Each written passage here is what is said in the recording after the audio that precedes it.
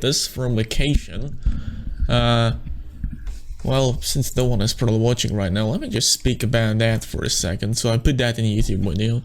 So basically, my vacation, what was that? We were at very nice people's house, let's say. We go there for 20 years. My mother was there for 20 years. She went on vacation there. And we were on about 4,000 square meters. We were with 2 other people. Other than that, we were just on mountain hikes alone. We met like 10 people, which were picking mushrooms. So I was not spreading coronavirus anywhere. I was just almost alone at mountains with my family. So I think that's good to note. But now let's just jump straight up into the evolution thing. So as you might have guessed from the stream title, I'm running Mono Eevolution team today. And what inspired me to do that? Since most of the time you would think that the Mono Eevolution is mostly a gimmick, but in this generation, in this format, this very format, Mono Eevolution is like the most viable since like ever. Since I get Dynamax. Dynamax is good buff to all of these evolutions since Vaporeon is pretty powerful. But let's just get into it from the start. All right, this should be inner focus. Oops.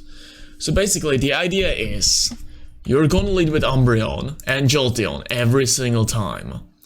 And hopefully opponent's gonna Dynamax, and hopefully you're gonna get Yawn into that slot. If you get Yawn into that slot, their Dynamax is pretty much over, and your Dynamax can overwhelm them very easily. Now, Umbreon got other tools to debilize the opponent, right?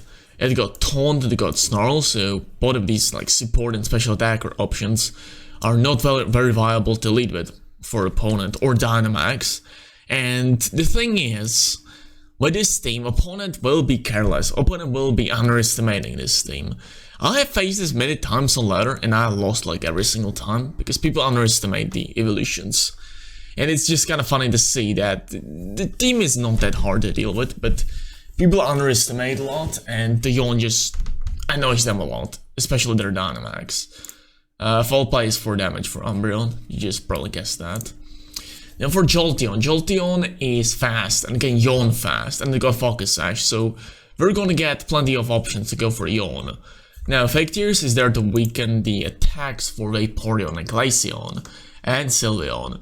And spoiler alert, we got Chusker of Glaceon and Jolteon can outspeed that on Fake Tears before that. So that's quite cool, it could have other moves, but Volt Switch and Thunderbolt are probably its best options. If you want to go YOLO, you might be able to go with Thunder since Vaporeon is our main Dynamaxer. Dynamaxes a lot. It really does. This EV spread, I mean the EVs are put in defense, so we just get some kind of more defense efficiency out of this. How would I say that? Basically, if you would, like, it's already very specially bulky, and if we invest a lot in the defense, it's pretty physically bulky as well. It got 410 Dynamax HP, so we really shouldn't care about that as much as for defense, which would be otherwise very low with 80 points only. Other than that, it's our primary Dynamax is Vaporeon. Life Ford, Mud Slap, Ice Beam are have pretty good coverage, and we should be able to sweep some opponents with that, alright? Now, I haven't pulled off a chat, and I have no clue what you guys are saying, so I'm gonna be right back. Okay, no one's saying anything. Great, good. So, how about Glaceon, alright? Glaceon, Glaceon.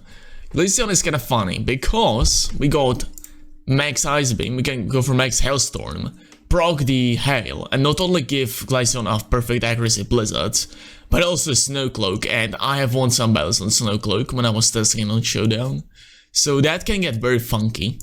Other than that, I was thinking about going for Modest, but Timid allows me to outspeed Cinderace and actually Scarf Dracovish as well, since Scarf Dracovish added Mid Nature, with max speed only reaches more than 27 speed, and you can see here it's a bit higher by 1 point, so yeah, that's that. I choose to run Mono Ice moves since Glaceon wouldn't be doing anything else that good.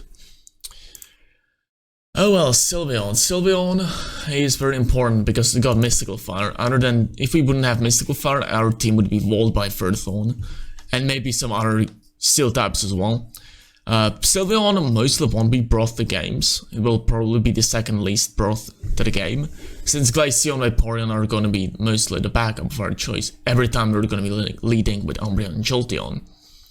Now, Pixie played Quick Attack. It's pretty bread and butter set. Again, I choose to run more defense to throw some calculations off, since defensive Sylveon is pretty slapped on.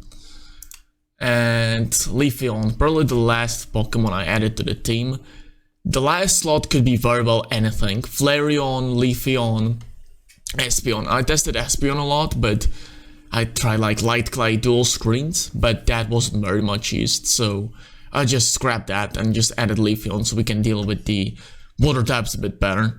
It's a Assault Vested, I just didn't know. I just slapped Assault Vest on it, since the item wasn't occupied, and Assault Vest is a pretty good item. Yeah, Razor Relief is actually a physical move, which I didn't know for a long time. And it is a spread move after all, so this is probably as best you can go with Assault Vest Leafeon. It could have other moves, but it used to have Grass Whistle, but it doesn't have it anymore. They snapped the move, unfortunately, in Generational Shift. So, yeah, that's that. And I think I can add the introduction to the team now and get into the battles. So yeah, this will be posted on YouTube, of course. Now let's get straight up into the battles. And I can actually read the chat now. Well... No questions given. Perfect. We can straight up go into the battles. And let's have some fun. I'm gonna tweet about this. Cool.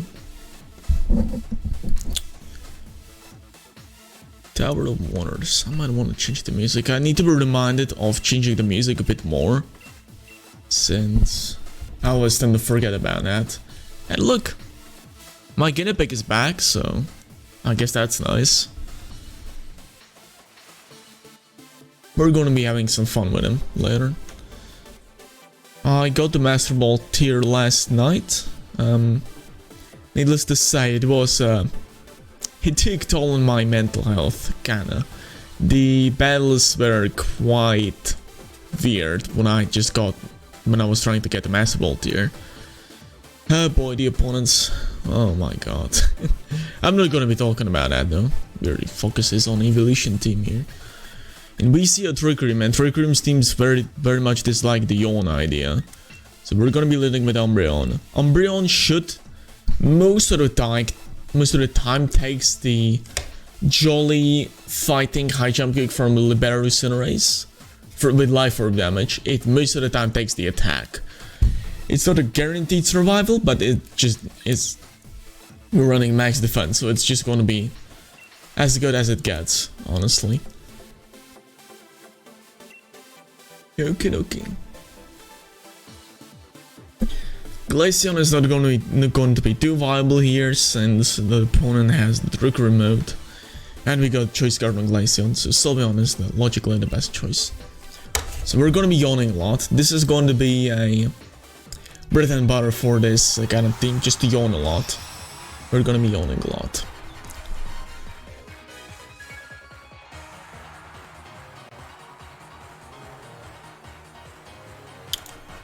Okay.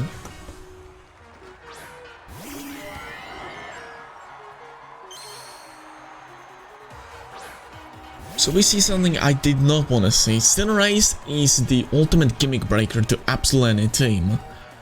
In all honesty. I have, like, made a lot of gimmicks and always hits hardball when he sees Cinderace. So we're gonna see if we will be able to deal with it somewhere. Because I feel this might be something like a follow me plus high jump kick. Most of the time Cinderace doesn't dynamax, from what I remember. But...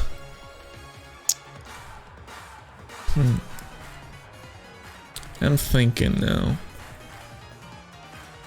I think we need to just... we're gonna try to go for Thunderbolt. And let's see if Cinderace dynamaxes. If we could get Yawn off on the Cinderace, it would be absolutely perfect.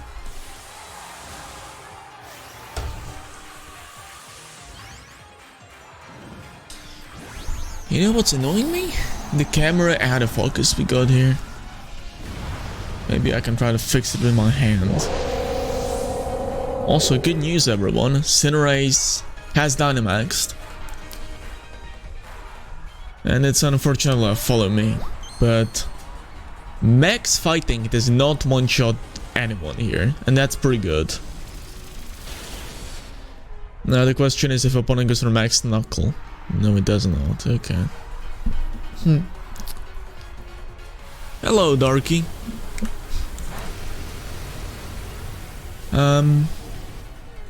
Oh, the chat room got moved somewhat. Let me try to fix that.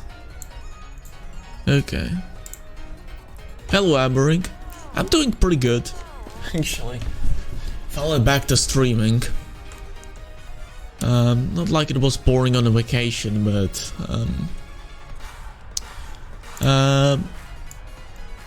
well, it's glad to be back. Let's just say that. Cinderace 31 went for max air stream. Oh yeah, that's pretty good actually. Ranked 100. It's a bit early on a month, but it's like I'm like 4,000 right now. Let's get back to the game. Volt Switch tried to just knock out the Togekiss. Max Tackle happens. Go into Umbreon and we should be pretty good. Couldnt. Actually, Couldnt, what's that? I remember, I kind of remember. I don't remember what's Couldnt actually. Someone forgot about that. Oops.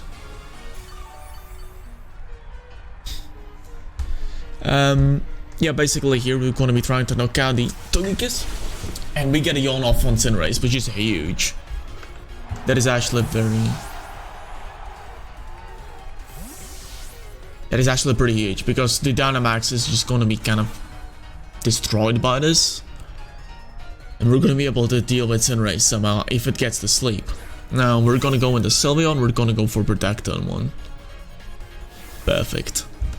Yawn has hit. Couldnt. Yeah, that's Couldnt. Yeah, there are too many crabs in Pokemon right now. I kind of forgot about all of them. So basically Couldnt, like I would think it's good Trick Room Sweeper. Honestly. It just promises that. Like it's very powerful. It's pretty good wallbreaker.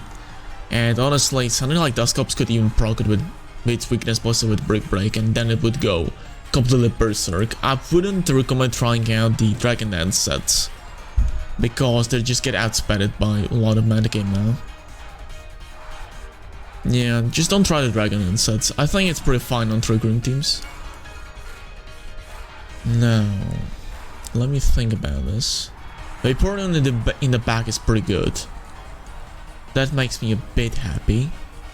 Let's go for Protect here. Hopefully opponent just sacrifices the Cinderaces.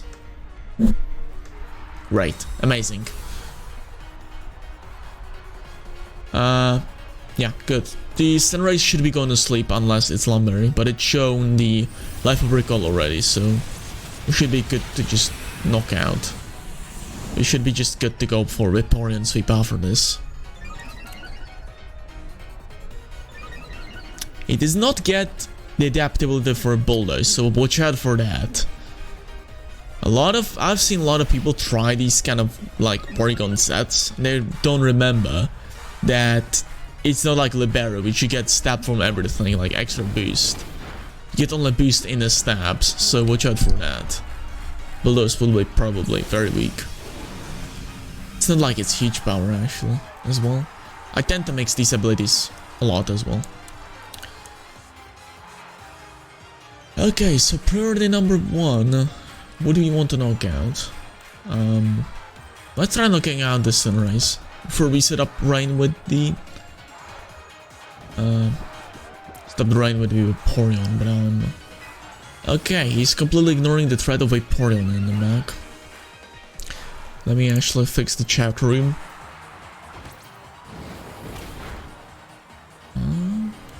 Let me try this. I deleted your messages. We'll try to make it even more wide. Even wider. Okay, this should be better now. I increased the wideness of the chat room. Okay, Sunrise is not dead, but it should be after one more recall damage. Let's go for Mystical Fire in the Corviknight now to finish it off. We still got Dynamax, an opponent does not. Pyro. So that's turn 1 wake up, by the way. For those who haven't noticed.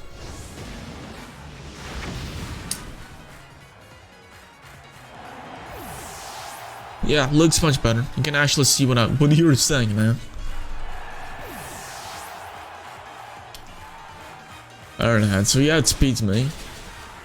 But a reminder, the Sylveon got only base 60 speed, but the Vaporeon got base 65 speed, so I might have a better chance of outspeeding it with Vaporeon. Actually, what's the base speed on the Corviknight? I might not be able to outspeed it anyways. And cool, Rotom, that's like the worst possible backup you could have. Rotom is changing. Honestly, Rotom is kind of gaining popularity lately. Because of the fact it just completely walls out the exit rails that are very common right now. But still, Rill Beam just kinda destroys it. Just not nice, but I guess it's something. Okay, let's look at the Corviknight. Hopefully it does not have Protect plus Bulk Up. That would be pretty not awesome. Oh yeah, by the way, the Rotom cannot finish off Jolteon with Thunderbolt. Because the Jolteon got Volt Absorb. So that's not an option.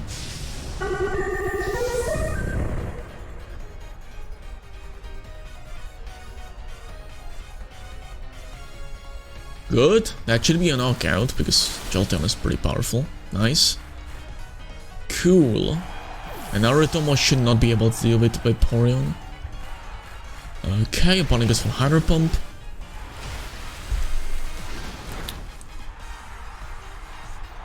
Yeah, Vaporeon is surprisingly especially bulky. So... And we're gonna get Rain Beast as well next turn. So we should be able to do it KO it. Yeah, that looks like a good sweet spot for like 40%. So we should be able to finish it off with Rain Beast. And we should be good to go.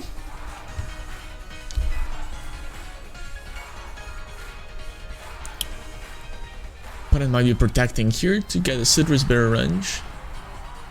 That would not be awesome, actually. It would be pretty bad. Yeah, so he's trying to get into Citrus Berry range here.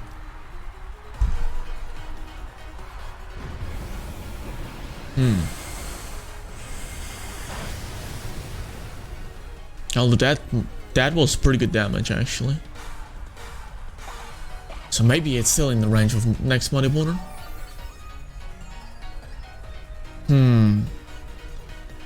That looks a bit conflicting to me.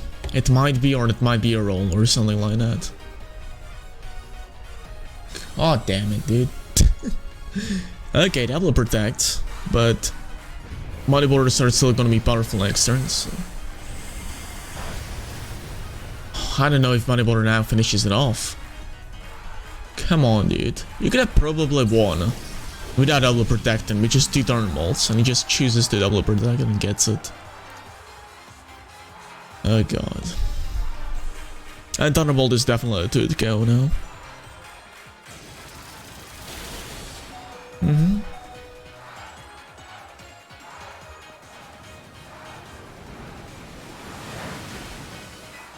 Yes, nice. Was that a crit? It wasn't, so we actually won the game without a crit. That's very cool. Nice, that's perfect. And we move on to more battles.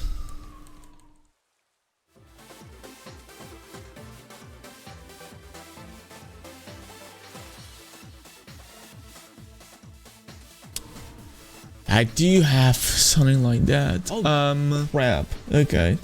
I completely forgot about that. Yes, I did.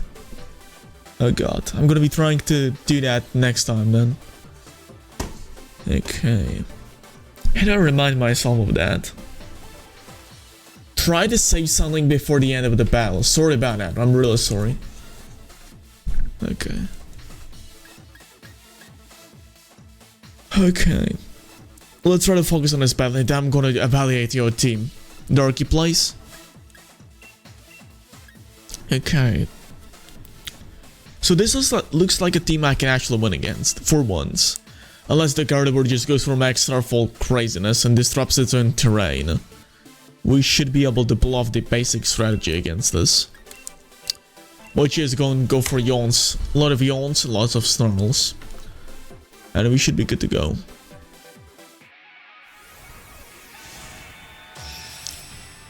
Although what makes me a bit worried is the Azumarill plus Hindini. We're gonna see about that.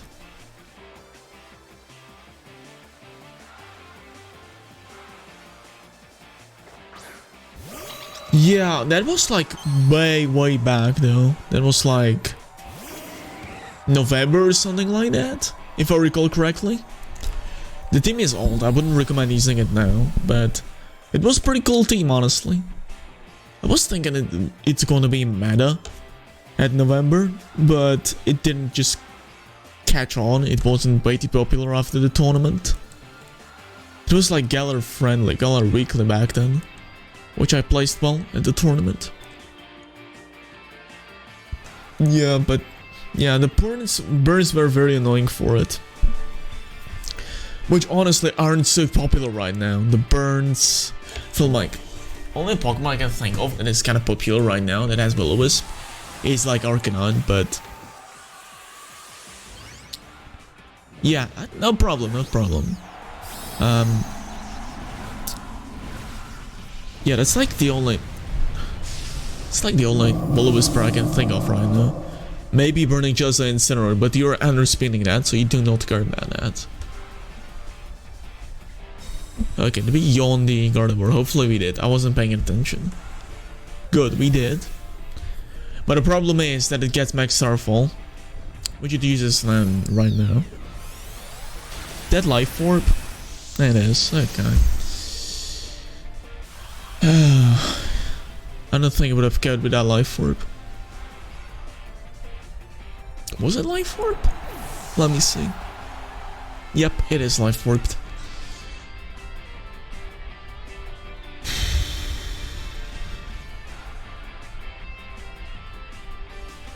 Okay. So yeah, the yawn got completely neutralized now. Oh. And I have like the next to no switch-ins as well.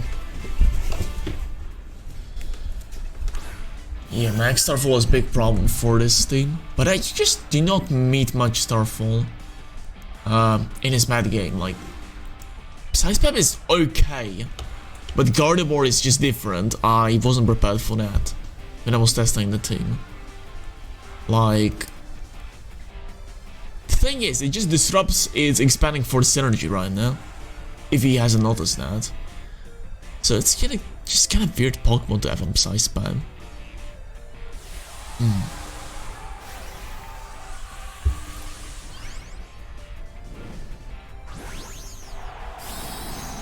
Yeah, dynamaxed Gardevoir is a bit weird.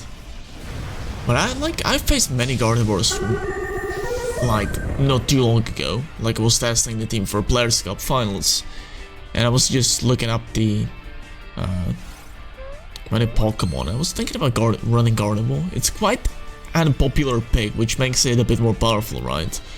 If it would have had a target on its head, like I mean, Gardevoir kinda is bad against both Sun and Sand when you think about it.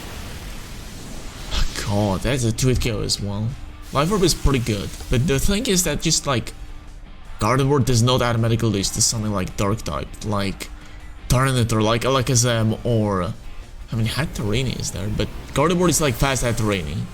Hatterene does not automatically lose to something like a Tyranitar either, but at least it set up Structure, which Gardevoir can do as well. So I feel like Gardevoir is jack of all trades, kind of, but and it's kind of sleeper pick as well. But it's just kind of weird. But makes you think twice before running it is the fact that it just disrupts its own terrain. So like indeed it must be used as only the follow me user if the Gardevoir chooses the Dynamax. It is Master of Sunning, alright. It at least has the speed, right? Apart from Hattery and many other expanding. I mean, I like Kazam, got Focus Blast for the Tyranitar. That's not very good, isn't it? That is actually pretty bad. But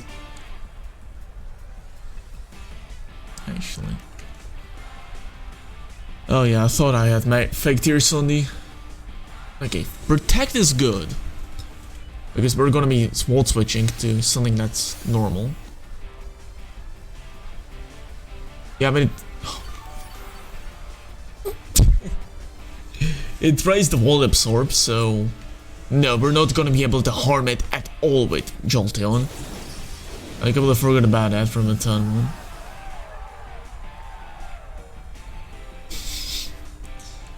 Yeah. I mean, it would actually, like, using Inteleon itself would probably improve the team a lot. And Pollen would be pretty good as well, but it isn't in the decks, and probably it looks like it's not gonna come back until Snow remakes, so I wouldn't get my hopes up too high for the expansion pass. Number 2. Okay, so what we basically need to do is somewhat KO the Gardevoir, which is impossible since the Gardevoir is way too fast and got Thunderbolt. We should be able to KO the Bolt Corona though, as we do barely. Yeah, opponent doubles up the Vaporeon for guaranteed KO on it, which could lead to some opportunities, thanks to the fact that Sylveon is pretty powerful with Hyper Voice, and the Gardevoir hasn't got Hyper Voice anymore. And the Gardevoir also will get a lot of probably Glaceon in. Okay. Well, that can do something as well. Like, I mean, Scarf Blizzards are kind of fun. Let me check if opponent does not have something in the back that can get Freeze Dried, and like, there are actually 2 targets for that, so let me try getting a Freeze Dry off. We should not get KO'd by any of these things. Thunderbolt should finish off Volcarona, and Jolteon still got Focus Sash, so we should be actually. I am aware what DLC2 gets us. It's actually quite cool when we get back, but I did not theorem on much about it, so I'm kinda aware, but not too aware other than that. Freeze Dry should be a 8 KO, hopefully. That works as well. Okay. Yeah, that's probably the main thing we should all be very excited about, since the Divine Genies, these were not used in like forever. I'm looking forward to these actually. A lot of old Pokemon are gonna be back that were viable before and are non-existent nowadays. Let's try to knock out the Starmie. We actually had Speed Starmie with Choice Scarf Freeze Dry, and the battle was cancelled. Okay, so opponent just gave up. Probably didn't have Protect on Starmie to protect from Scarf Freeze Dry, which opponent figured out quite quickly. That's a win. Nice. Cool. Very cool. Let me actually look into that Gardevoir. Oh, it was very